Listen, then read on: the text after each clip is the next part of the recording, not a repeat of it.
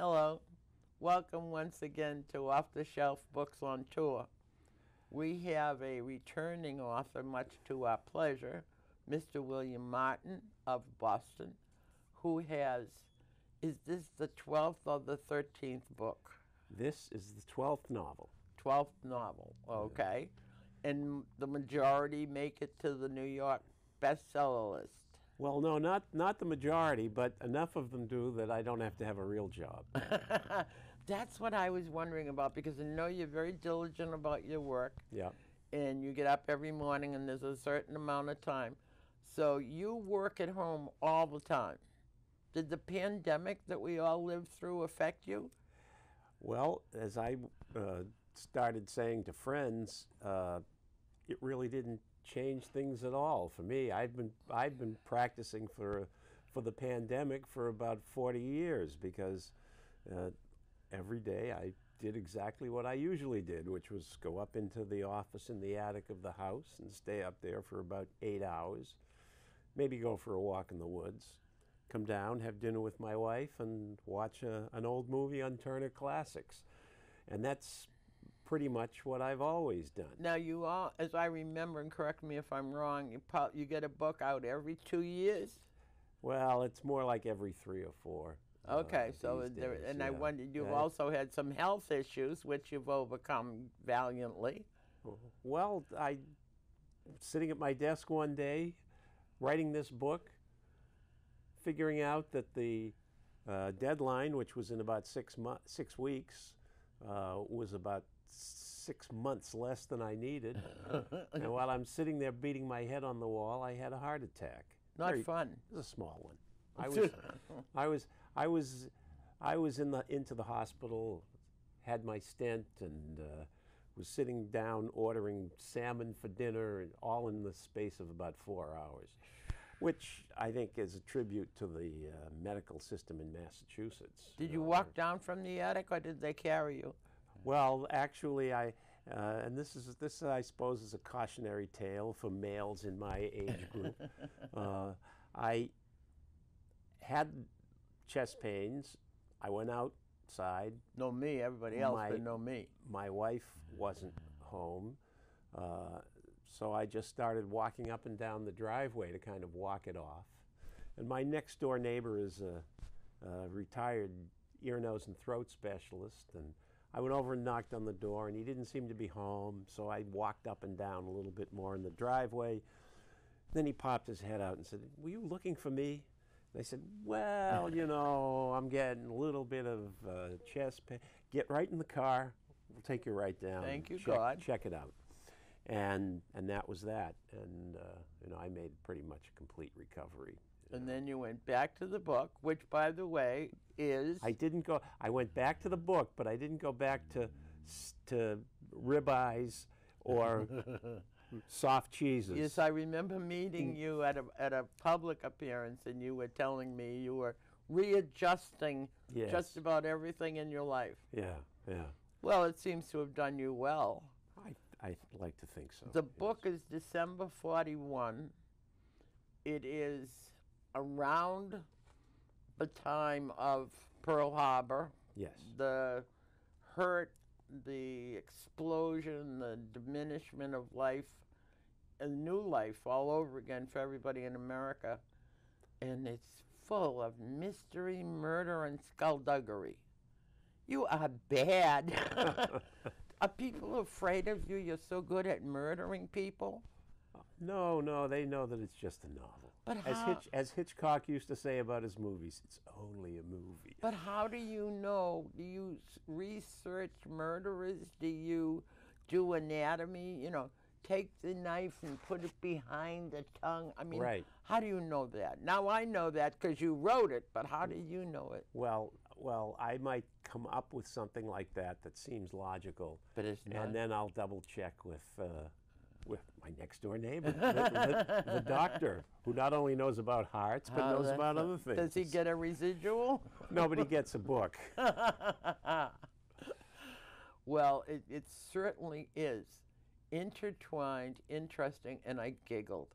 You take a swat at John Wayne in Hollywood, Yep. and I tickled at the movies that you mentioned. Gunga Din. Mm-hmm. You and I are the only people alive that remember that movie. Oh, well. Other people are going to read it and go, huh? Oh, I think not. I think a lot of people will remember it. One of the things that I tried to do with this novel, which is a World War II thriller that begins on the day after Pearl Harbor with Franklin Roosevelt delivering the famous speech, and his voice travels out across America into the hamlets and the farms and the factories, and finally settles into a place in Los Angeles that actually exists today. You can still find it, the ruins of an old Nazi fascist gathering place in the hills right in Los Angeles itself. And the FBI is going to raid that place that morning. FBI went out the day after Pearl Harbor and started arresting first the Japanese in Southern California and then the Germans. And when they run the raid on that camp, which was called the Murphy Ranch, even though it wasn't really a ranch and there were no Murphys, as they run the raid, one guy gets away. But he's the guy they could have should have caught, because what he's going to do, and he's under orders from Berlin, get himself to Washington and shoot Franklin Roosevelt on the night that he lights the national Christmas tree. That setup, which came to me very quickly, that setup gives me the opportunity to take you to Hollywood in the 1940s, put you into the world of the movie business, because some of the characters are involved in the movies, and then lets me play with a lot of famous old 1940s movie tropes, like the train journey and the suspenseful chase through Washington, D.C., the kind of thing that you see in movies like Foreign Correspondent and other Hitchcock classics. Mm-hmm. And what I want you to feel as you're reading it is you're almost in a 1940s movie. That's why the cover of the book is black and white. It kind of reminds you that this is a black and white movie with the romance and the suspense and the drama and all of the excitement that those movies engendered for those people in 1940 and 41. And those movies became a very important part of our whole of the whole national psyche. Oh, they were the computer, the iPad, and the social pages of the era. That was how they mixed. That was the basis of conversation. Yep. It doesn't surprise me that you can know the Murphy Ranch so well. Your research amazes me. Yes. You don't write anything that you don't know about. I try not to. Oh, I haven't caught you yet, kid, Good. and I'm good. Well, I know. Well, even if I make something up, I will eventually dig deeply enough to give it some value, to make sure that that I get the statistics or the facts. Even correct. The bushes surrounding the park outside of the White House where Roosevelt is supposed to get shot. Yes. And he falls out. The bad guy falls out of the tree. Yes. Yes. Yeah. I bet you the trees are there. I'll bet you. They are. Yeah. That's Were true. Were you there for the tree lighting? No, I never. I've seen the lit tree on the ellipse. Mm-hmm. In the book, of course, and this is an important plot element. December 1941, the Secret Service is not happy with the possibility of Franklin Roosevelt exposing himself on the south portico to light the Christmas tree. But he had said the year before, when the tree had been out on the ellipse, some distance from the White House rather than within the presidential park itself, he said, next year we're going to light it on the south lawn. It will have a more homey atmosphere. That was the term that he used. And he insisted that that be the case,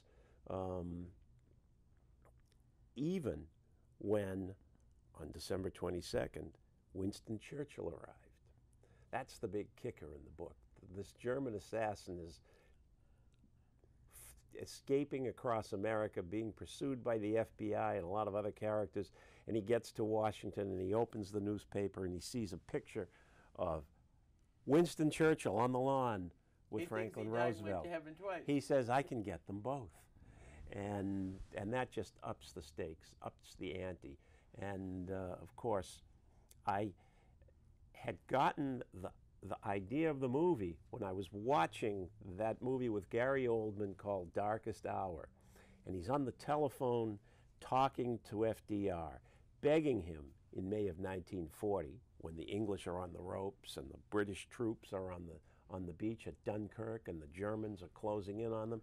He begs FDR for help, and FDR says, I have no way to help you. My political hands are tied. And FDR and Churchill slumps in despair. And as I was watching the movie, I thought, you know, in a year and a half, they're going to be on the South Portico together, staunch allies lighting the Christmas tree. And what a target they would make. And that's how the book just took off, from that single idea. And it took me a while to write, as they all do. Because well, as I remember, you broke your wrist in the middle of it, towards the end. That came later. Oh, you had finished. I was done by then. Yeah. So, but during that time, if you were to write, would you try to write, or would you use that you can talk to the computer and it'll print it out for you? Well, this wasn't the first time that I broke my wrist. I slipped and fell while doing my power walk in the woods this past December, and I broke both bones in this wrist. I can hold up my wrist. Wow, that's quite a scar. For camera one, they can see the scar. Yeah. Is that going to be in the next book? No, I'm done with wrist surgery and died because they didn't connect it right? I'm done with writing about broken bones, because here's the story about broken wrists and typewriters and so forth. When I wrote my first novel, which was a book called Back Bay, that came out 42 years ago. I'm not going to say I read it, but it was good. Yes. Well, it launched my career. That was 14 weeks on the New York Times bestseller list. Congratulations. Well, that doesn't happen very often with the first novel. No, it doesn't. When you went to school, to college, did you go to be a writer? I went to be a movie director. That's what I thought. Yeah. But when Back Bay was a huge hit, I was just too young and inexperienced to fully appreciate the impact that this would have on my career. But while I was writing it, I slipped off of a cliff in Southern California, and I fell 40 feet. And I didn't break one wrist, I broke them both. And I landed trying to break my fall. As one would. Yeah. As long as you weren't unconscious. And I woke up in intensive care a few hours later, after I'd had major surgery for internal injuries and things like that. And I looked, and both of my hands were in casts. And here I am, a young writer, with his first advance, an earth-shaking $7,500 to write my first book. And I look at my wrists and I say, both of my hands are in casts. How am I going to keep writing? I have to keep writing. I can't miss my deadline. I know, I'll dictate. If Sidney Sheldon can do it, so can I. And I told my friends to bring in a tape recorder, so that the next day I could manipulate it and just keep working. I had never dictated before. Of course, I had never even written a novel before. You didn't break both wrists before. Right.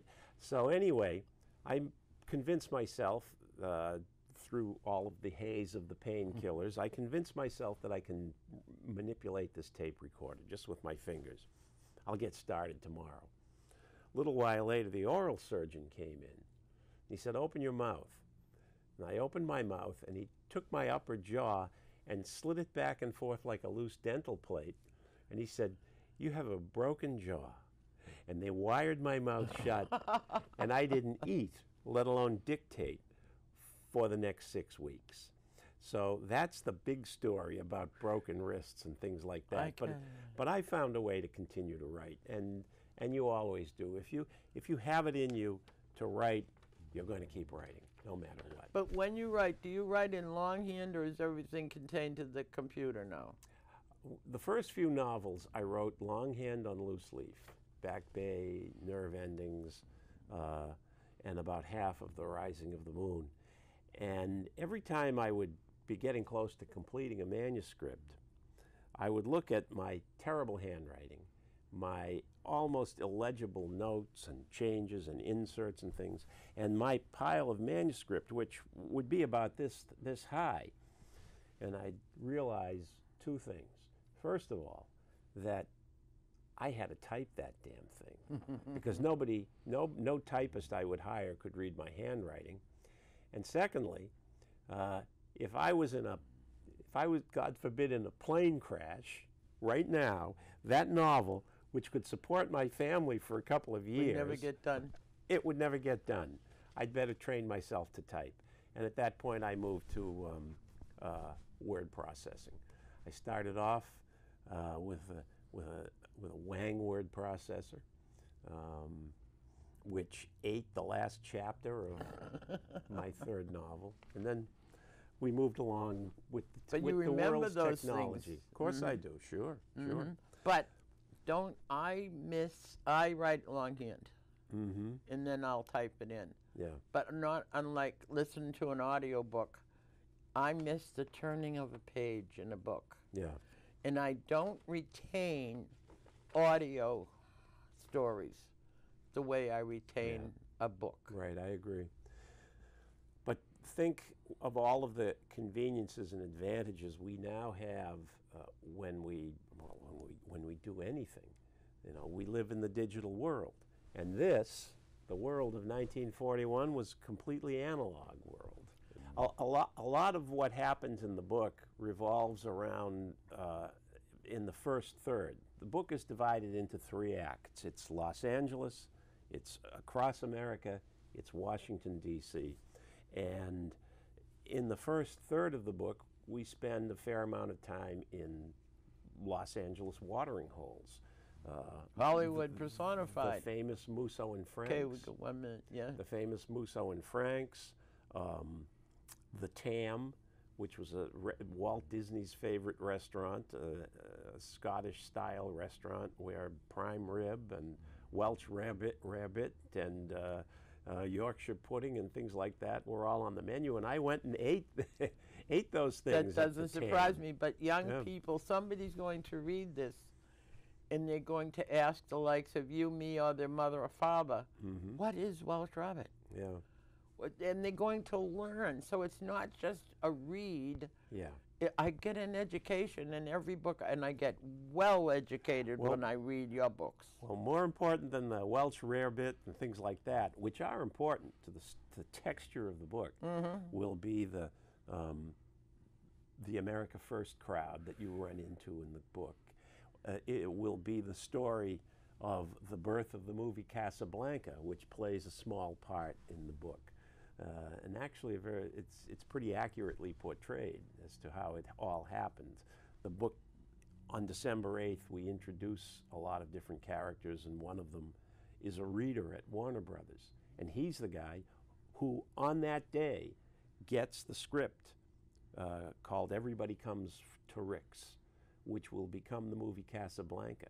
And that happened that day. So now you're going to become a reader. We're going to stop for a minute, and when we come back, Mr. Martin will be reading a passage from his book. Okay. See ya.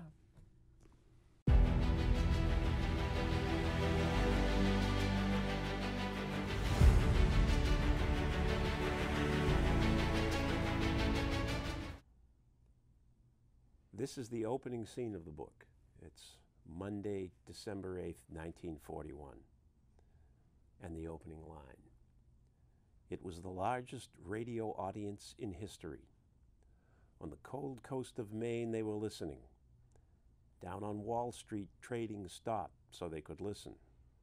On assembly lines in Detroit, they were taking long lunches so the auto workers could listen. In Chicago, the butchers stopped slaughtering in the stockyards to listen. In Kansas and Nebraska and Iowa, where they grew corn and wheat enough to feed the world, now that the rains had returned and the dust had stopped blowing, the farmers were listening there too. In all the places where the muscle and sinew of America bound one state or town or family to another, they were listening for the warm baritone and patrician inflections that somehow never sounded too upper crusty coming out of the radio. Because America had awakened that morning to the cold reality of war. War in every time zone. War encircling the earth. War, once more, as the original human fact. In Hawaii, U.S. Navy battleships burned beneath great funerary clouds of black oil smoke. In the far Pacific, Japanese troops attacked along every line of latitude and longitude. In swirling blizzards of blood and snow, Russians and Germans slaughtered each other before Moscow. Across Europe, jackboots echoed and resistance guttered, while U-boats stalked freighters on the roiling gray Atlantic. But Americans were listening, because Franklin Roosevelt was about to make sense of it all.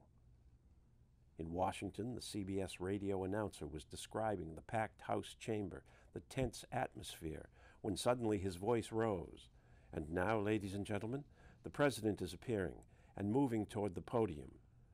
And from out of deep bass consoles and tinny tabletop radios in every corner of the country, a roar exploded, something between a cheer and an angry shout, the harsh, hard, ferocious cry of Americans lifting themselves from shock and drawing strength from the president, who'd lifted himself from a wheelchair and by remarkable force of will was appearing upright before them. Well done, sir. And for anybody who doubts it, you could almost feel yourself there. You could see the Waltons vision in your head. The whole book goes like that. It's as if you were a participant, quiet, observing, painfully aware Yes. of what's going on. You do a very good job. So you scare the bejesus out of me. How many people died? How many people got killed? In the book? Yeah. Or in the war? In the war, in the book. I haven't done a body count yet. I leave that to you. I lost count after 6. But it's a thriller. People Yeah, are it is, supposed to. It is that, They're sir. supposed to drop like flies, Yeah. particularly one with the kind of scale and dimension of this one. I mean, if this guy is successful, world history will be changed irrevocably and not for the better. And the big idea behind any kind of assassination thriller, whether we're talking about Day of the Jackal or the Manchurian Candidate, is that the assassin is stopped. We know that nobody killed FDR and Churchill that night. We don't know how many people But tried. but the drama of how that assassin and Got his there. accomplices get to where they're going and how they're stopped.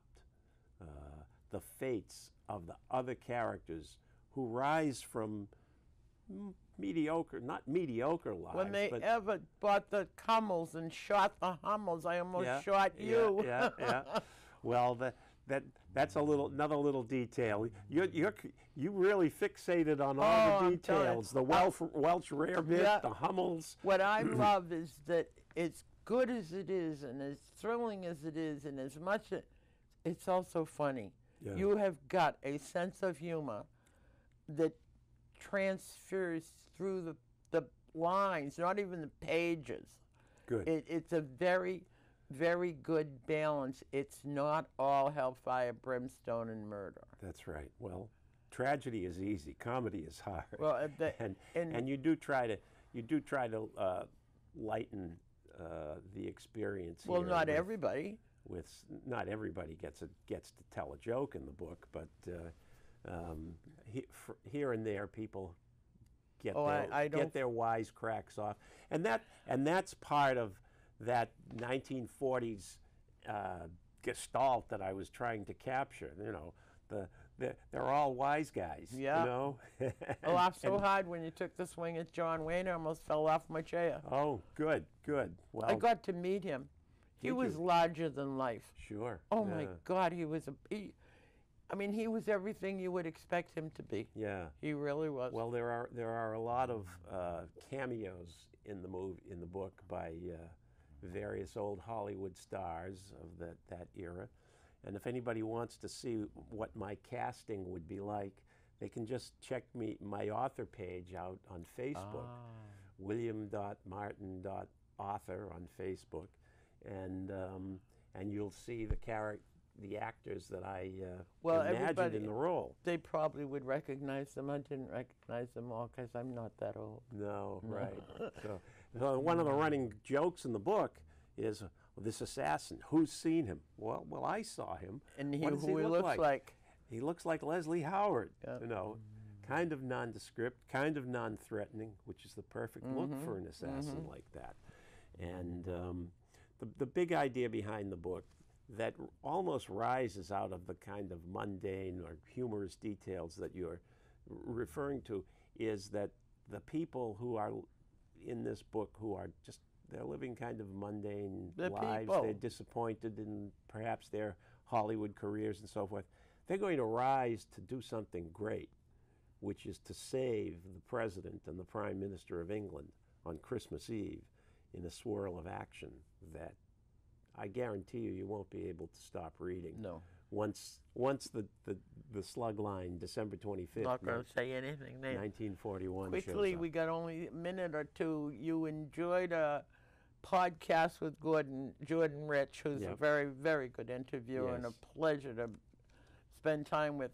We're so glad to have you come back here and share the book with us.